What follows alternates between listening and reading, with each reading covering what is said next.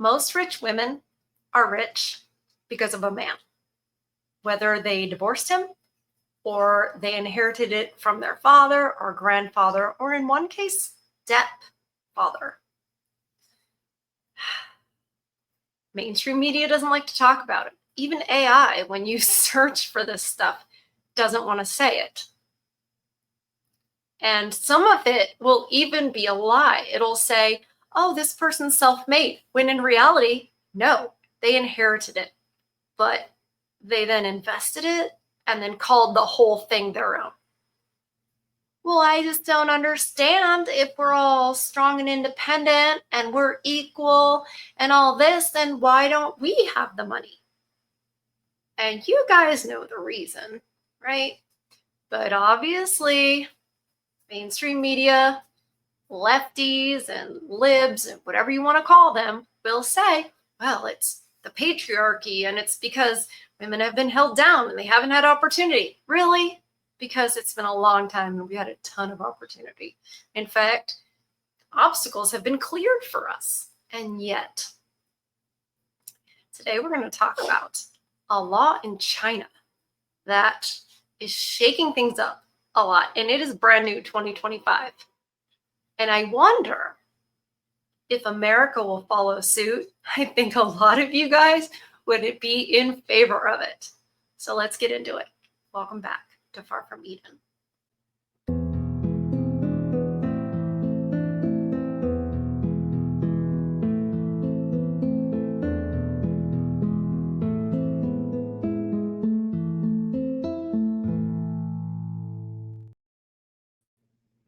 That was almost smooth. Oh, you guys, I mean, you might say, well, they're doing it in China. Why would they do it here? Well, one reason you might think they'll do it here is that historically, when Russia had its revolution, in the late 20 teens or 19 teens, they instituted no-fault divorce and all these other things, and the women's more women empowerment, let's just say, because it was such a great revolution. It was a communist revolution, but they're taking that out. They're like saying, no, it was a revolution, as if that's a good thing. Hand in hand, right? Well, obviously China's communist, even though it looks very different now. It's much more palatable to the people. Much less likely people will rebel against it. So that's why I say, don't discount this Chinese law, that it may come here. And I think that would solve actually a lot of issues in family court. So I'm going to tell you guys what that law is. If it can come from Bolshevik Russia, why not from China? Especially because we're also pro-China now. Not us, but This was published March 18th of this year, 2025. In Sixth Tone. There's always these I think they're made up publications, but whatever. By Jing Ying Chun, who is a sociologist. Consider the source, right? Married Chinese women are buying their own homes. Why? Spoiler alert, because they can't take it from their husbands so easily anymore. Like what happens here. It's not quite 50-50, is it? It's not 50-50 custody for you guys, and it's not even 50-50. It's not even 50-50 asset split. Because when she gets the house and she gets all the child support, and sometimes even in this day and age, alimony, how is this an equal split? How is it an equal split when men are rendered homeless, living in their cars a lot of times after a divorce, and yet she's in the house that he primarily bought? So it's not even 50-50. It would be a better situation for a lot of you guys if it were. But here in China, wow, you guys, in search of security, women and their families are increasingly buying homes for themselves before or during marriage. On February 1st, 2025, China's Supreme People's Court officially adopted a series of new interpretations of the country's marriage and family laws. Buried in Article 8 of the document was a line that could have major ramifications for the nation's couples. Quote, during the period of marital relations, where one party's parents put forward the full amount to purchase a house for the husband and wife, and there is no ownership agreement or the agreement is unclear, the People's Court may rule that the house belongs to the child of the party that paid for it when joint marital property is divided at divorce. So if you have to think about Chinese culture here and the patriarchal lineage and how the father's parents could provide the home. And then, of course, if that couple gets divorced, then she's going to get half of his parents, of the house that his parents paid for. Right? So, and we'll get into, well, what if he buys it? Or what if she buys it? Or what if they buy it together? Because they're trying to, it appears, correct some of this patriarchal structure of their society. And especially for the men's rights movement people, the men's rights activists, this is probably the part of patriarchy that they're very much against, where it would be the man's responsibility to bring that and not hers at all. And especially it's horrible when it's his responsibility and then what is her responsibility and also that she gets to take it. So I can completely see that. That is a sound argument. The concept of a marital home has deep roots in China. Traditionally, the man's family has been responsible for purchasing or providing a house for the newlywed couple. It's an idea deeply rooted in patriarchal, I got ahead of myself, patrilineal gender norms. Men are responsible for providing for their families while women serve inside the home. Yes. Yeah. But of course, well, it's just so much easier to see the agenda behind all this. And that's what I'm going to flesh out as we go along. Because as I said, the men's rights people probably see this as a good thing, that we should have this. And while I see that it is a more fair situation, I don't think destroying the idea of the man's authority is a good idea. And think about it from China, a communist country's perspective. What do they want? More workers. So if men and women are the same and they're both working, you get twice the workers. So if it says traditionally women served in the home, well, okay, if they're not now, who's serving in the home? And be like, oh, well, they share it. How? They're both at work. They have a child. I would imagine what they're trying to do here is have daycare from like the time people go to work, or daycare school, same difference, from the time people go to work to the time they get off work. There are a lot of schools nowadays in the United States that have where you can stay until later at the school. And it's under the guise of helping the single moms. Yeah, let's facilitate that. Let's make those things easier. It's less of a deterrent when those things are easier to do. Sounds harsh. I do sound harsh. And I think we've come down this path so far that isn't good for us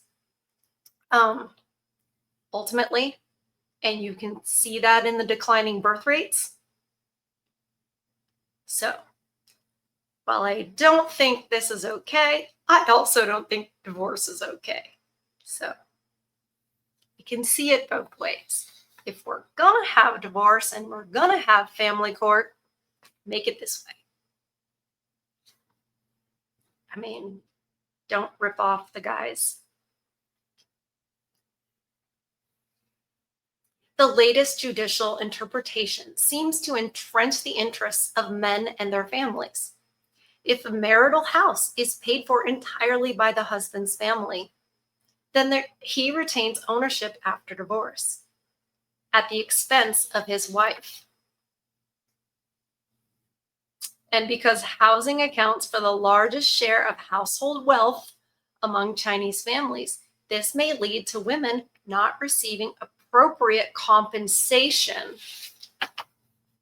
for their contributions to a marriage in the event of a split.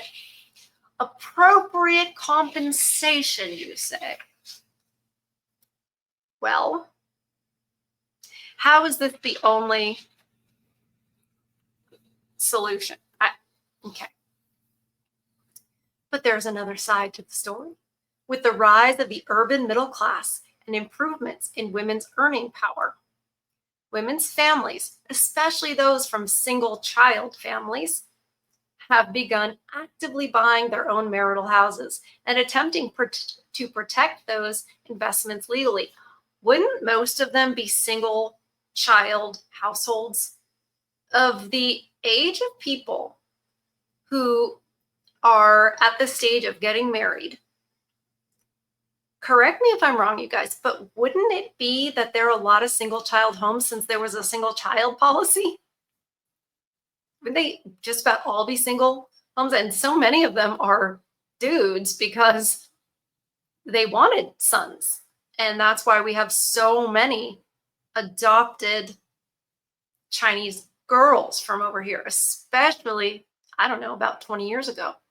So there, I have heard, I've read that there's actually a shortage of the women over there.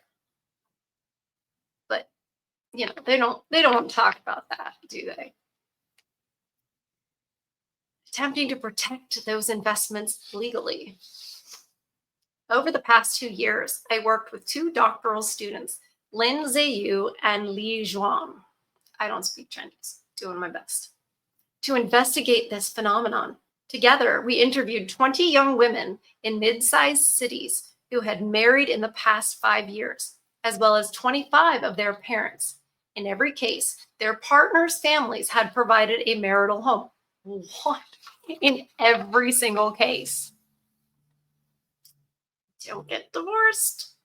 Better be a good wife. So, give him, be the steak so he doesn't have to go out for steak. Don't be the hamburger so he goes out for steak, if you know what I mean. People are gonna, women would hear me and be like, you're so bad. But maybe not with the trend towards old school thinking. It's towards it. We're not there yet. In every case, wow, the partners bought the man bought the marital home. He's like, it would hurt him to say that, sociologist. But 18 of the women said their own families had provided another property for them, though they generally avoided using the term marital home. So they're in the house that the man's family provided, but she's got another house. And who provided that? Her father.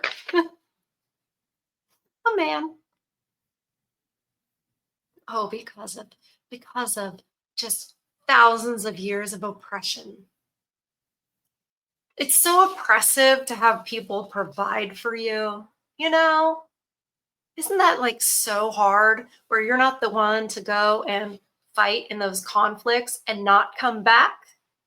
So hard that you aren't the ones that have to go, I don't know, build the Panama Canal or mine or any of those things. So difficult. We've been so oppressed. What happens when you believe what you read or what you learn in college? Ah. In part, that's because the parents we surveyed still believed that the man's family had an obligation to provide the marital house. Okay. Take he and you, for example. Both are middle class urban parents and both bought downtown apartments for their only daughters. But both also insisted that their in laws provide the couple a marital home. There's a lot of double standards, you know, but sociologists aren't. It's not their job to point that out, it's their job to hide it. Ah, if the girl owns a house, then that's a bonus.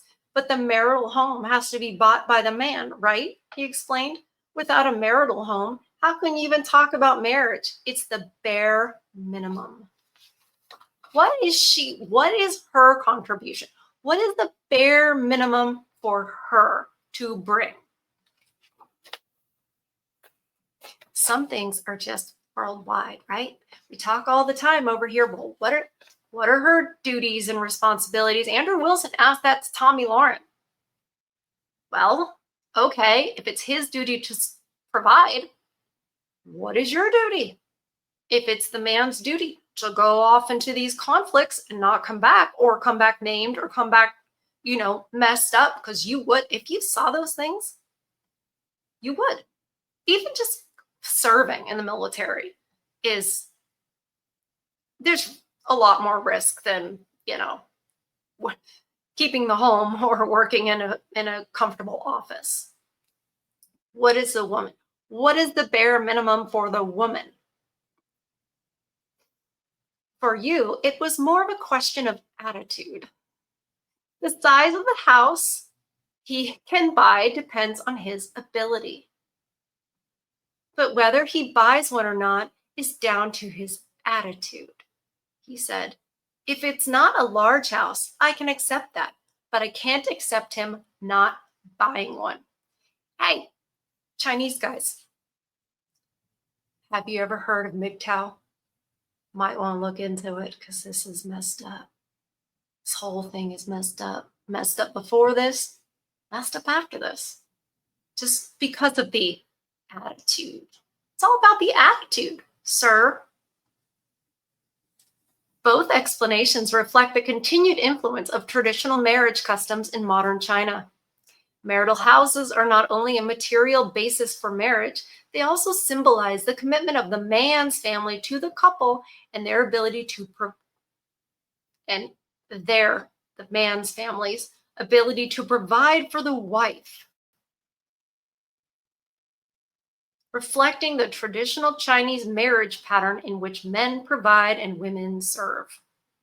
All right, we haven't talked about how they serve. Are they bowing like Brian is always asking on the whatever podcast? Would you bow for your boyfriend? Would you bow for your husband? Are they? We know with the one child policy, they weren't providing a lot of children. And how long have they been in the workforce? A while. So what are they providing? And if they serve so much and it's just, oh my gosh, it's just overwhelming and they're not compensated, why are we listing all those things? That's what you have to pay attention to with a lot of this media bias, and not just about gender roles and stuff like that, is what are they not saying, right? They're talking a lot about what the men have to do and what the men have to provide, etc. And then it's just, and women serve. And enough of that. You know what I mean? They don't say, okay, well, how? What are the expectations? What are the responsibilities? What are the duties? They don't say it because not really there. You can just define what serving is in this day and age.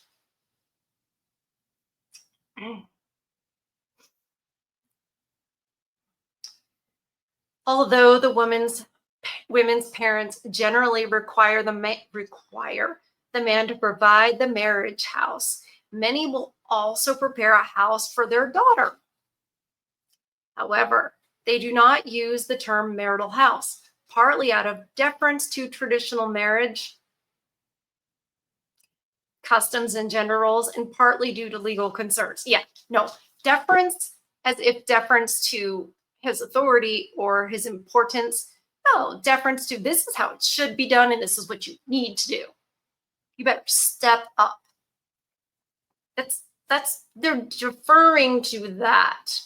Meanwhile, this is the cake and eating it too. At the end of the day, is it better in family court? She can't take his house. Yes, but this is their cake and eating it too.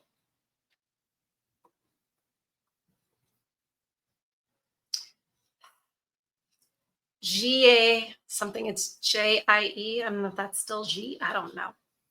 Is a senior executive at state-owned enterprise. She purchased a house in her daughter's name. I don't know how to stop this. I don't know if you can hear my computer beeping. I'm so sorry.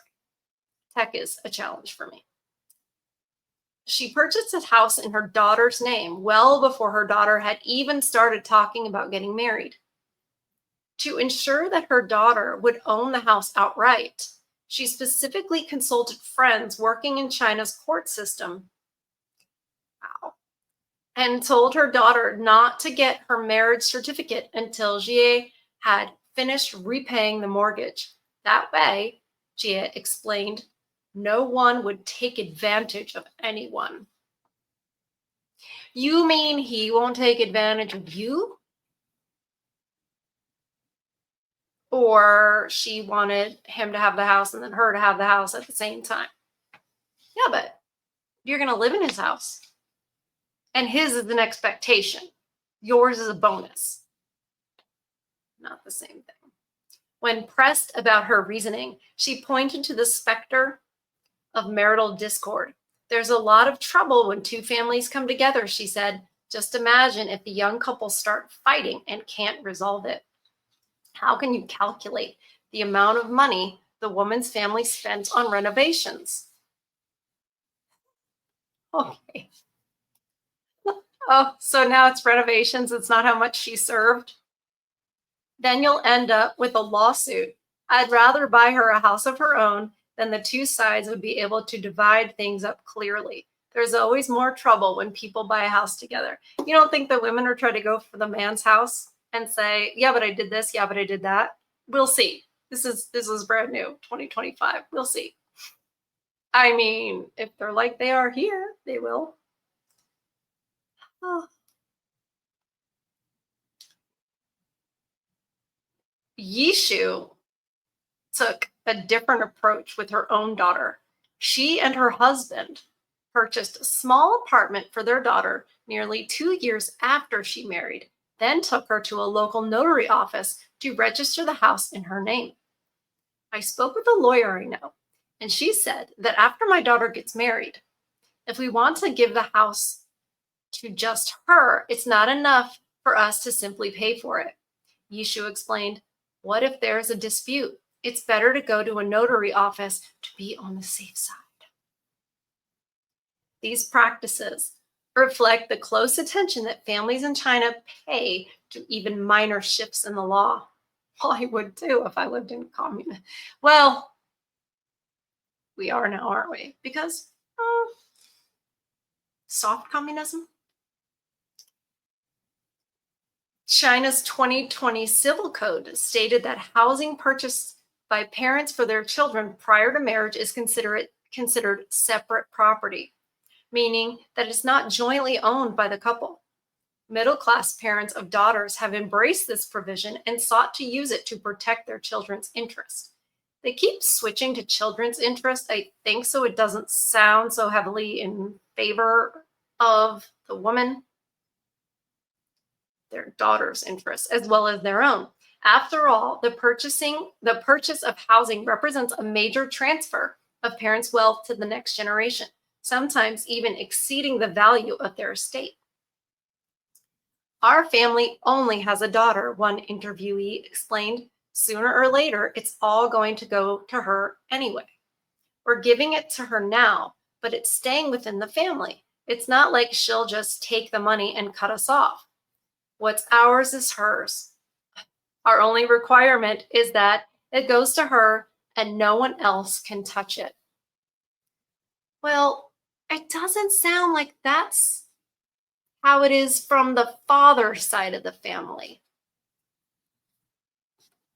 You can't have communism without feminism at the end of the day. You just can't. There's a reason. There are all these pro woman new policies and laws in Bolshevik Russia when it all got started. You can't have one without the other. And by the way, if you're over there like, this isn't communism, I lived in communism, my grandparents lived in communism, it's not going to look the same way. Especially, it's not going to look the same way to Americans. Because we'd recognize it, wouldn't we? We'd be like, hey, wait a minute. But if it looks more similar to what China's got going on right now, people are going to be like, this isn't communism. We just have to vote enough Republicans in, right? We just have to fix Congress. Sure. Yeah.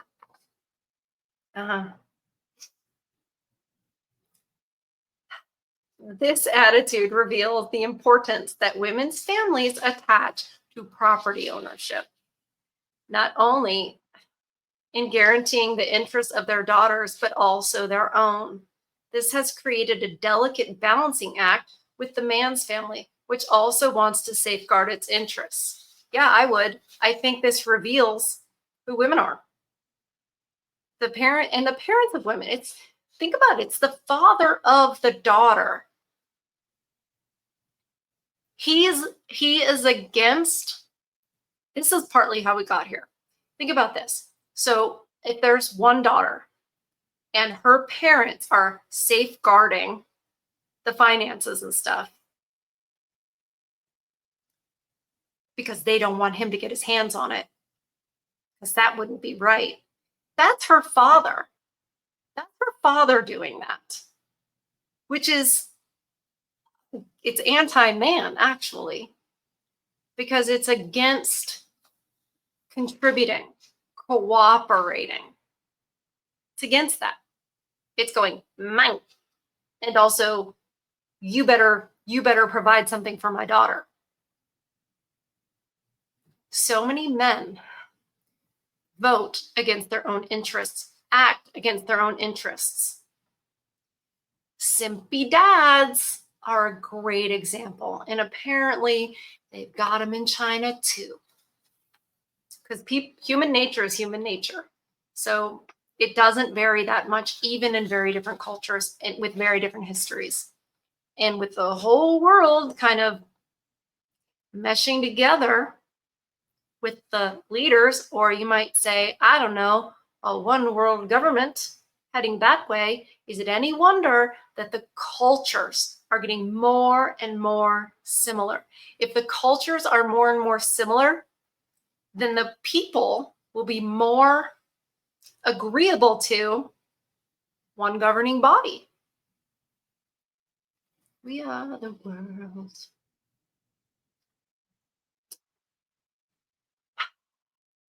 Prior to the most recent People's Supreme Court interpretation, many brides' families may request her name be added to the marital home deed.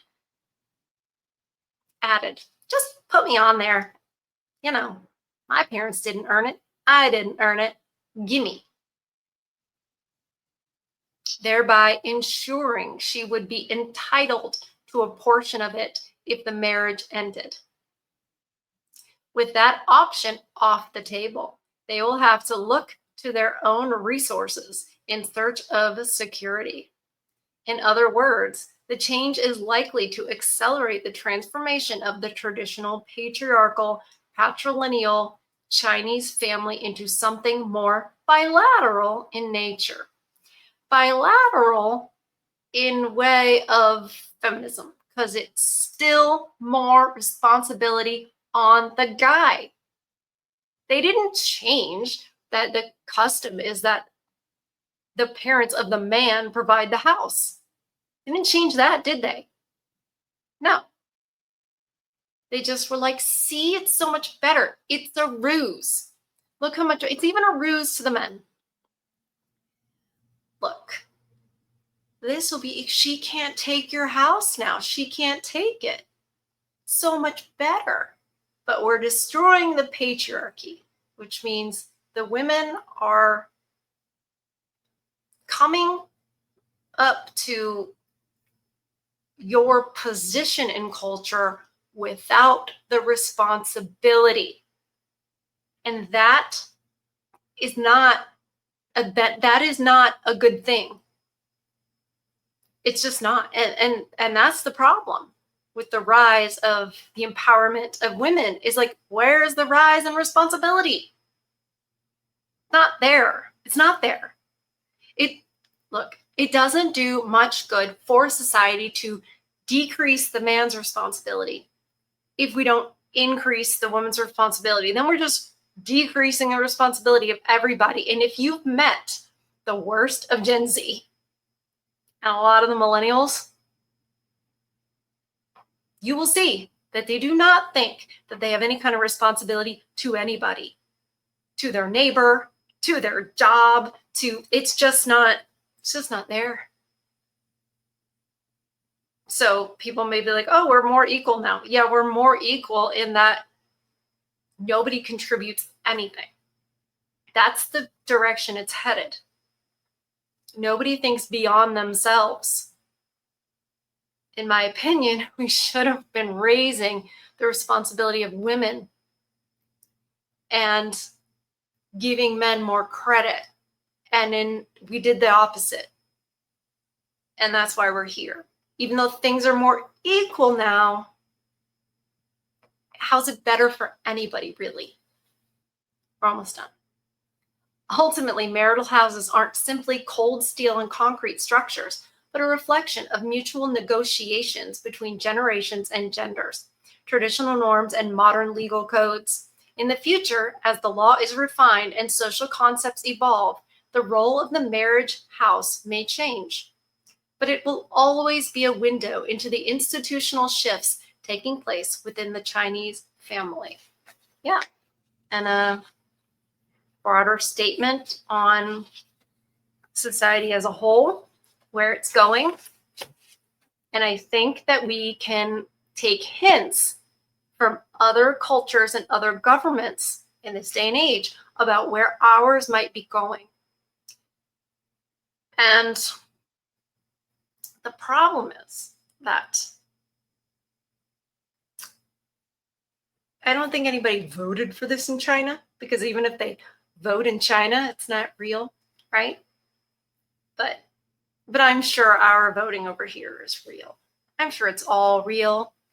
I'm sure the policies and things that happen are because we wanted it, right? Because we're of the people, by the people, and for the people. Oh yeah, what other term do they use in China a lot? The people.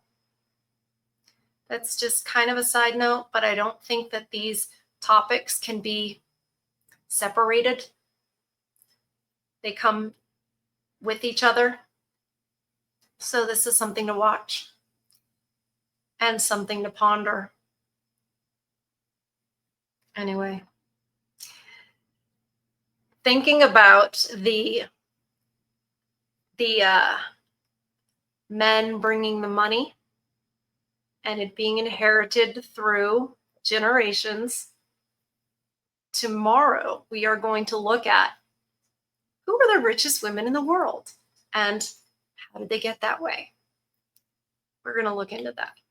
And it might surprise you, not in the way you think, because I know a lot of you are like, Melinda Gates, right? Yeah, she's up there. She's up there. And several others like her. But, oh, it's fun. It's fun. And also, yeah, AI doesn't want you to find it all. It doesn't.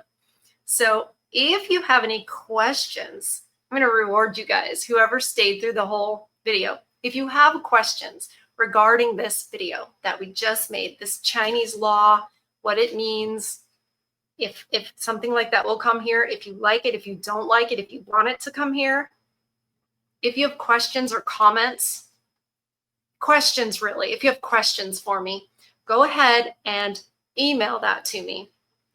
feminismontrial@gmail.com. It's in the about section of my channel. Go ahead and email me your questions. Put question mark in the subject so I can pick it out. There's just so many emails. And then I will answer them, respond to them in the next video, right before we get started with our topic of how the richest women in the world got their money and the richest women in America. Money. All right, you guys, thank you for joining me on this one. I love you guys. I want you to protect your peace. I want you to feed your souls. See you on the next one.